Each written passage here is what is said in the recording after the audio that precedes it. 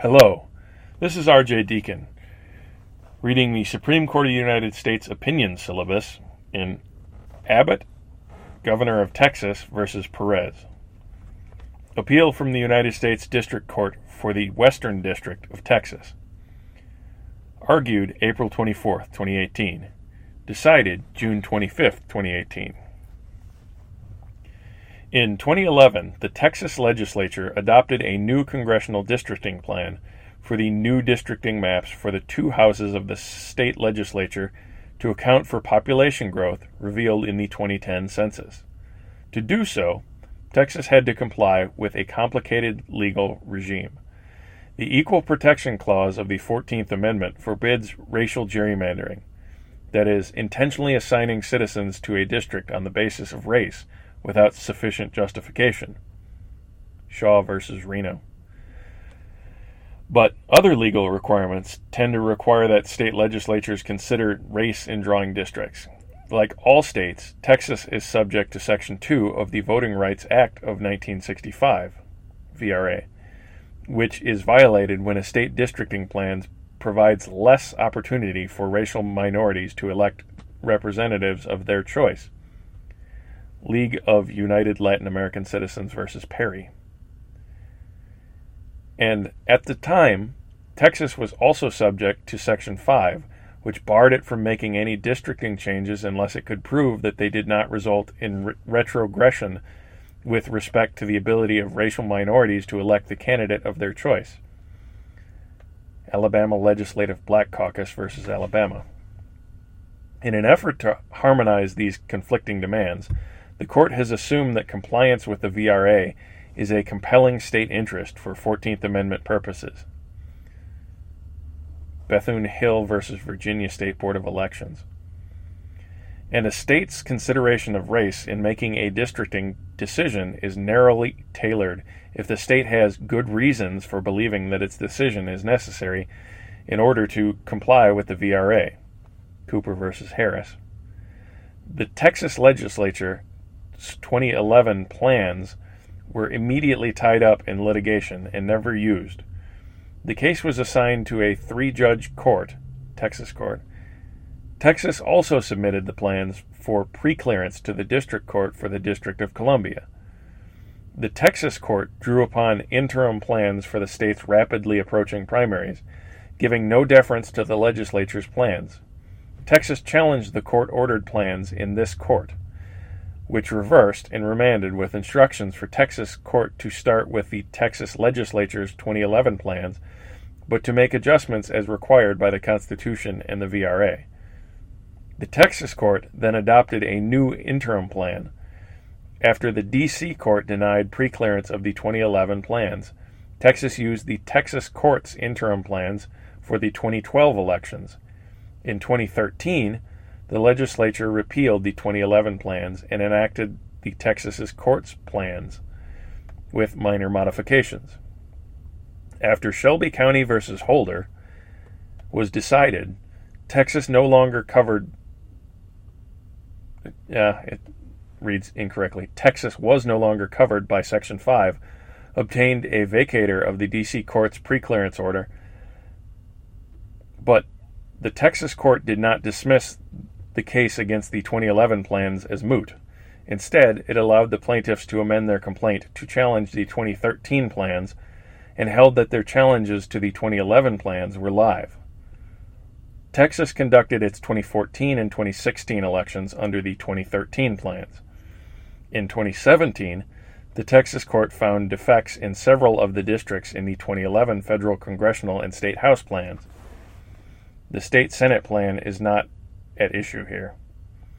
Subsequently, it also invalidated multiple congressional and House districts in the 2013 plans, holding that the legislature failed to cure the taint of discriminatory intent allegedly harbored by the 2011 legislature. And the court relied on that finding to invalidate several challenged 2013 districts. The court also held that 3 districts, CD27, HD32, and HD34, were invalid under Section 2 of the VRA because they had the effect of depriving Latinos of the equal opportunity to elect their candidates of choice, and it found that HD 90 was a racial gerrymander based on challenges made by the 2013 legislature. It gave the state attorney general 3 days to tell the court whether the legislature would remedy the violations, and if the legislature did not intend to adopt new plans, the court would hold remedial hearings. The Supreme Court held, this court has jurisdiction to review the orders at issue. The Texas court's orders fall within 28 U.S.C. 1253, which gives the court jurisdiction to hear an appeal from an order of a 3-judge district court granting or denying an interlocutory or permanent injunction. The Texas court did not call its orders injunctions, but where an order has the practical effect of granting or denying an injunction, it should be treated as such for purposes of appellate jurisdiction. Carson v. American Brands, Incorporated. The text of the orders and the context in which they were issued make it clear that they qualify as interlocutory injunctions under 1253. The orders were unequivocal that the current legislative plans violate Section 2 and the 14th Amendment, and that these violations must be remedied. And the short time frame the Attorney General was given to act is a strong evidence that the court did not intend to allow the elections to go ahead under the plans it had just condemned. The unmistakable import of these actions is that the court intended to have new plans ready for use in this year's elections. Texas also had reason to fear that it had tried to conduct elections under those plans. Texas also had reason to fear that if it tried to conduct elections under those plans, the court would infer an evil motive and perhaps subject the state to the structures of preclearance under Section 3C of the VRA. These cases differ from Gunn v. University Commission to End War in Vietnam, where the order did not have the same practical effect as an injunction. Nor does it matter that the remedy is not yet known. The issue here is whether this year's elections can be held under the plans enacted by the legislature, not whether any particular remedies should ultimately be ordered if it is determined that the current plans are flawed. Section 1253 must be strictly but sensibly construed, and here the district court's orders, for all intents and purposes, constituted injunctions. Thus, Section 1253 provides jurisdiction. The Texas court erred in requiring the state to show that the 2013 legislature purged the taint that the court attributed to the defunct and never used plans enacted by a prior legislature in 2011. Whenever a challenger claims that the state law was enacted with discriminatory intent, the burden of proof lies on the challenger, not the state. Reno v. Bosser Parish School Board. In redistricting cases, the good faith of the state legislature must be presumed. Miller v. Johnson. The allocation of the burden of proof and the presumption of legislative good faith are not changed by a finding of past discrimination, which is but one evidentiary source relevant to the question of intent. Arlington Heights v. Metropolitan Housing Development. Here, the 2011 plans were repealed and not reenacted by the 2013 legislature, nor did it use criteria that arguably carried forward the effects of the 2011 legislature's discriminatory intent. Instead, and enacted with only small changes, the Texas court plans developed pursuant to this court's instructions. The Texas court contravened these basic burden-proof principles, referring to the need to cure earlier legislature's taint and concluding that the legislature had engaged in no deliberative process to do so. This fundamentally flawed approach must be reversed. Both the 2011 legislature's intent and the court's interim plans are relevant to the extent that they give rise to or tend to refute inferences about the 2013 legislature's intent, but they must be weighed together with other relevant direct and circumstantial evidence of the legislature's intent. But when this evidence is taken into account, the evidence in the record is plainly insufficient to prove that the 2013 legislature enacted in bad faith and engaged in intentional discrimination. Once the Texas court's intent finding is reversed, there remain only 4 districts that were invalidated on alternative grounds.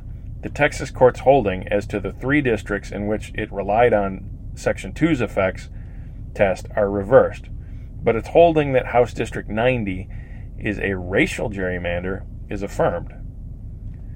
To make out a Section 2 effects claim, a plaintiff must establish the 3 Gingles factors.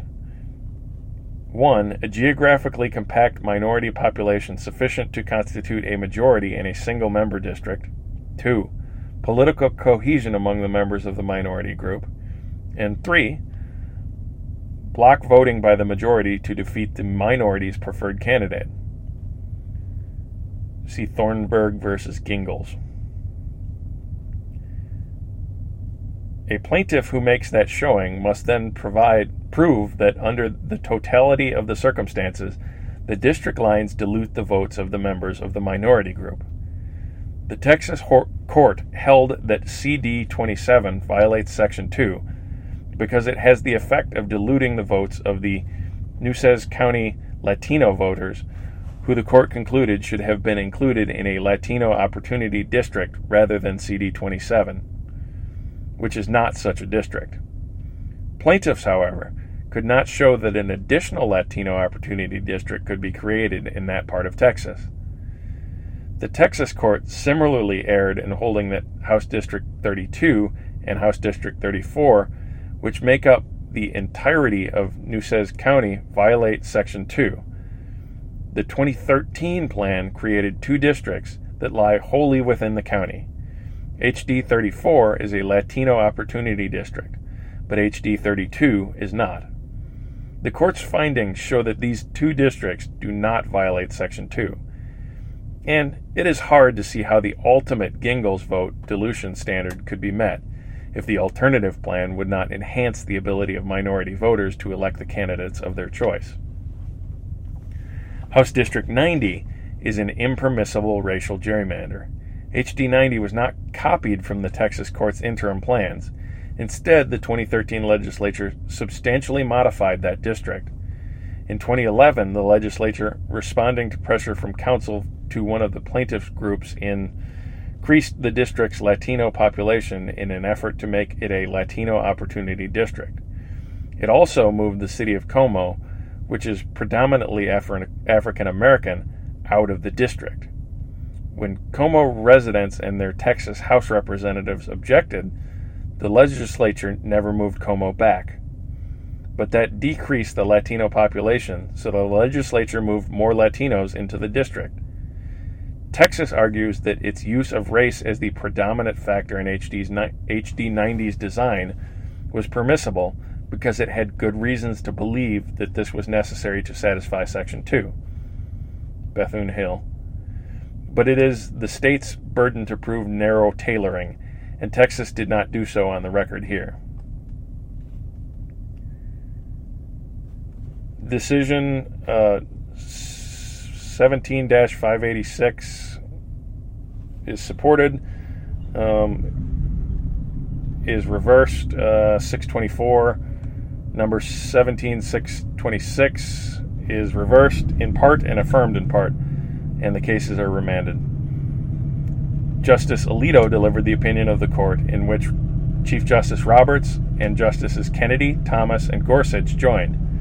Justice Thomas filed a concurring opinion in which Justice Gorsuch joined. Justice Sotomayor filed a dissenting opinion in which Justices Ginsburg, Breyer, and Kagan joined. Thank you for listening.